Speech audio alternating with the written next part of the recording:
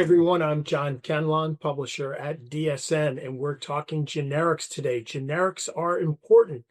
They are 90% of all drugs dispensed. Luckily, we have Steve Beckman, CEO of Jarl Pharma, with us to talk a little bit about that. How are you, Stephen? Fantastic. It's great to meet you. It's great to have the opportunity to discuss generics and all the good things that we're doing. Yeah, excellent. Well, we feel the same way. So, Jarl, new company. Tell us a little bit about the company and what makes it different from some of the other generic companies out there. Well, great question. And yeah, we are very young. We actually launched really officially in 2023 with the first of our product launches in January and then subsequent products through the course of 23. We're actually part of a privately held company called IPSA-CH. IPSA-CH is based in Lugano, Switzerland. It's privately held, been around for over 40 years in its current ownership, and has just overachieved $1 billion in annualized revenue enterprise-wise. About 7 years ago, IPSA came to the U.S. as a branded company, and we have a sister company called IPSA USA.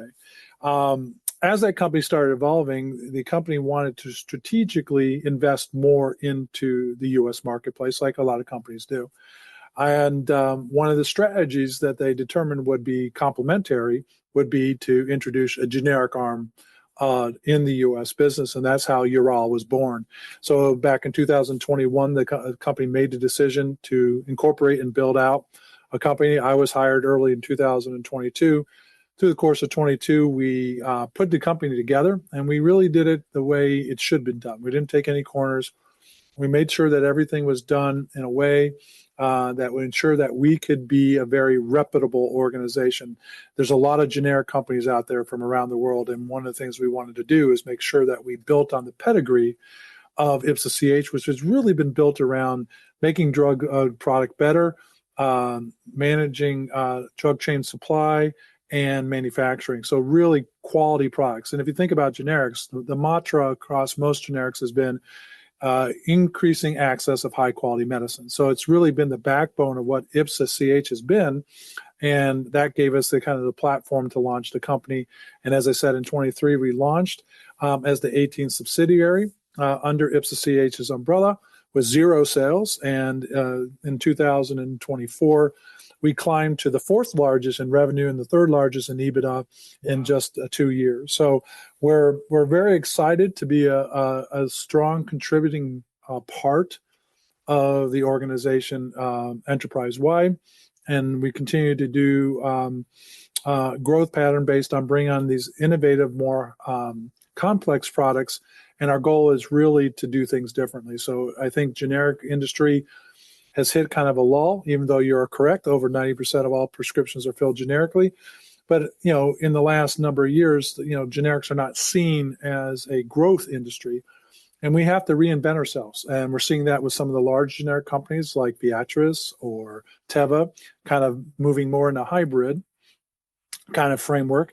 If you think about generics, we used to call ourselves small, medium, large, right? We were a small company, a medium company, large, and that was based on the size of our portfolio, basically, right? Not always revenue, but the size of our portfolio. When you look at it today, we don't talk like that now. We talk about commodity generic companies. We talk about more complex generic companies, which is where we fit in.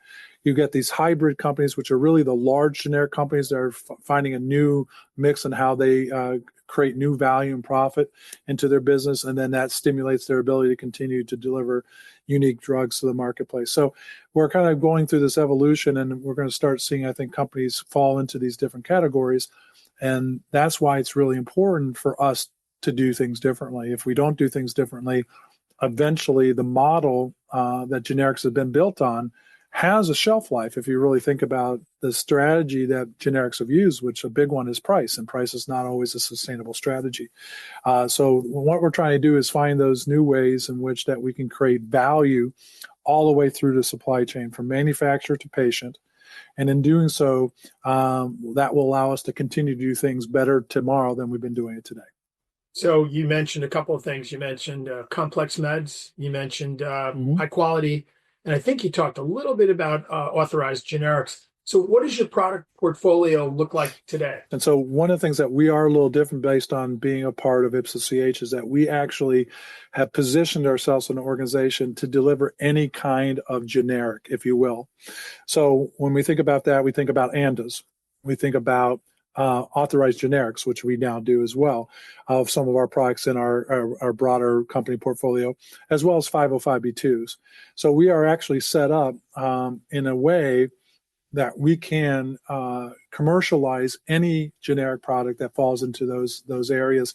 We have the sister company, as I said, IPSA USA, which we can utilize some of their resources promotionally or establish some of our own. So really what we're doing is, if you think about generics historically, it's I always used to say generics is about having the most marbles, right? The bigger the portfolio, the more powerful the organization was. And when I worked at a Viatris or Mylan back in the day, when I worked for Mylan, we had, thousands of products, not SKUs, products. And now what we're really doing in our organization is not the model of having the most marbles, but the right marbles.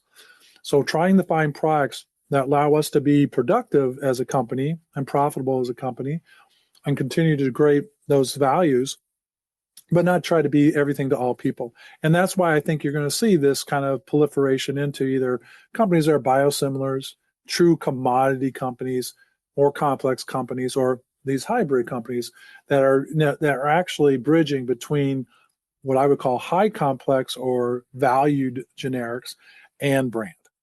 What would you say have been some of the highlights or the turning points to date? Because you've grown so dramatically, so quickly. What were some of the milestones? Well, I think the simple milestone of launching a company nowadays is Pretty important. I think there's somewhere around 450 generic companies that are supplying the U.S. market. I don't know if the number is true or it's come down, but obviously we're going to see some collapsing of that as we continue to go down. But there's still a tremendous amount of suppliers. So when you think about generics, generics is not just about price. Obviously, it's the forerunner and how our customers look at it.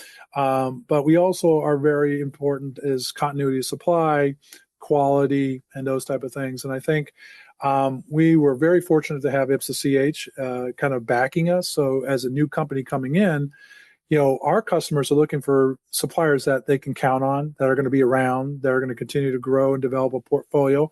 Because although they do switch from manufacturer to manufacturer, driven by price decisions, usually, not always, but usually, the first thing you have to do is you got to convince the customers that you're a worthy supplier. So the first milestone is that we launched the company, we put everything in place that needed to be put in place correctly, and then we've launched 3 very successful products, and 3 products that are slightly unique. Because when you really think about that, most marbles and right marbles, it's really about competitive set. You're trying to have a portfolio mix that allows you to have certain products in your portfolio that do generate some profit. Because in the generic industry, we have portfolios that some products don't make any money. We lose money. Some that might have very, very small margin and some that have the larger margin. So that's what I think has been unique. So we launched products that had limited competition, that met specific needs. So we're our goal, instead of approving 200 products a year or having a product portfolio of 300 or 400 products, we're very happy if we have a product portfolio of 15 if they're the right products, if they're the right 15 products. So trade-off is really important to us because then we think we're adding really value, and we can piggyback on our company's commitment to manufacturing and supply quality. And that's ultimately behind price. That's what they're looking for. And that's where we think it helps differentiate us as a new player. And that will continue to help us as we move forward long-term in the overall growth of the business. All right. So you sort of touched on this already. You talked about commodity, you talked about complex, you talked about biosimilars, value, specializing. The generics business is hyper competitive. I think you've already said that, and often Yes, it is. driven by price and volume, but that is changing. So how are you guys going to define success within this context? I know you sort of touched on it, but for your company, how do you define that? Well, you're absolutely right. The market is changing, right? We're starting to see for the first time what we used to call the race to the bottom on price start to stabilize a little bit. And I think that's a good thing because, I think what we've lost a little focus is generics were supposed to improve access. And I think they more than done that, right? I think the numbers speak for themselves. But I think sometimes we get to the concept of best price versus right price.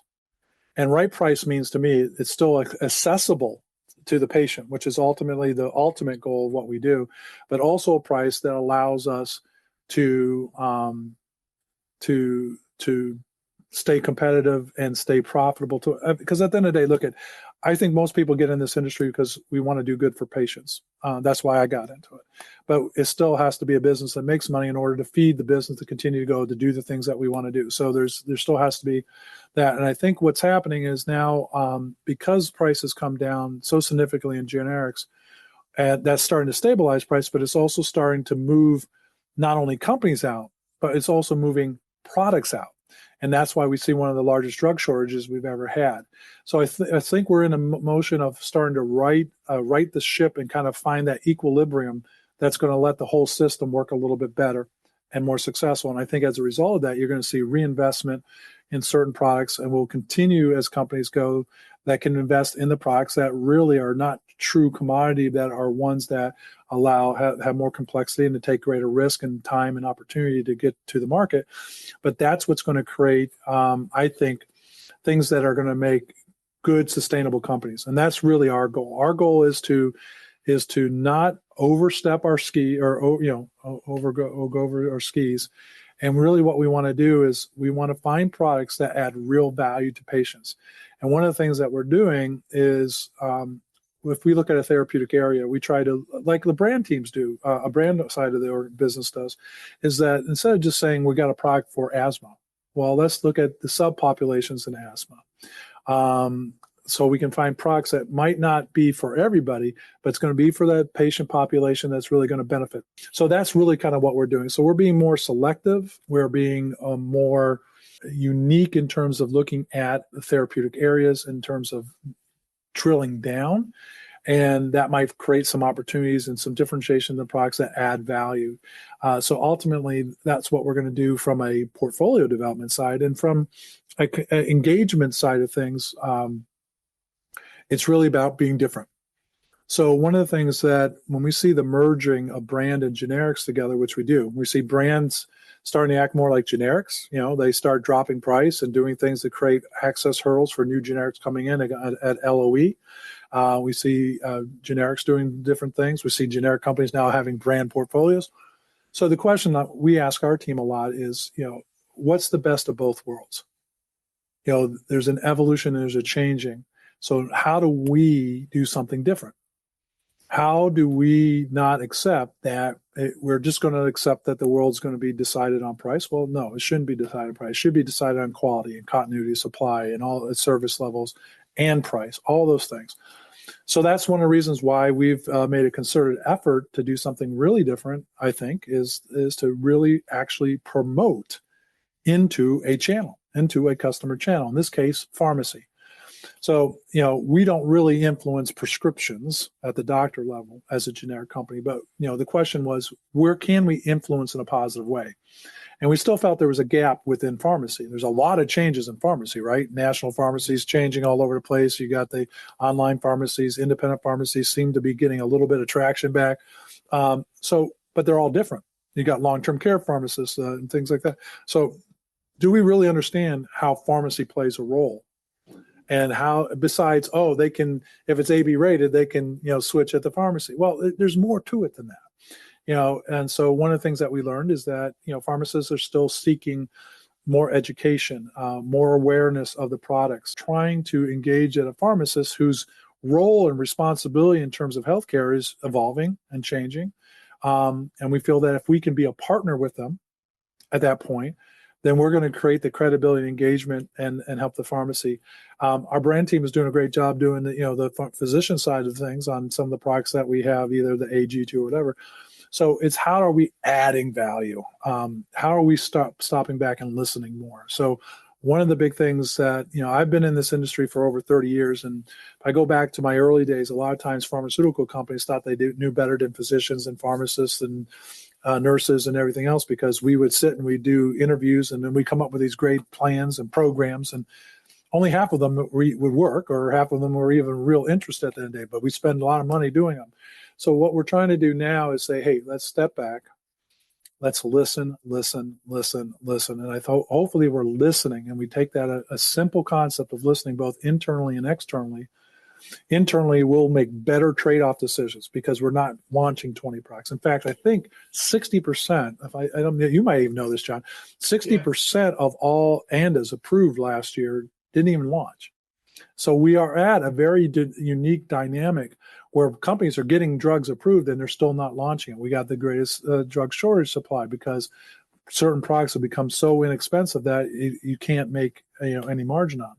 So we are seeing that change. And I think the most important thing when you're at a point where you're into this change, if you don't listen very carefully, then I don't think we can actually do what you just asked in your question, is how you're going to be different.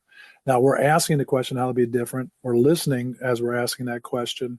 And hopefully, as we go forward, we will be making those right trade-offs, because I will not have 20 products that I'll be launching. I'll have 2 products. So we got to make sure that they're products that create value throughout the supply chain. Community pharmacy needs you to be successful. The patient needs you to be successful. And as pharmacist-led care moves from Canada and the UK to the US, and it's coming sooner or later, it's going to be even more important that you're successful. So I appreciate that.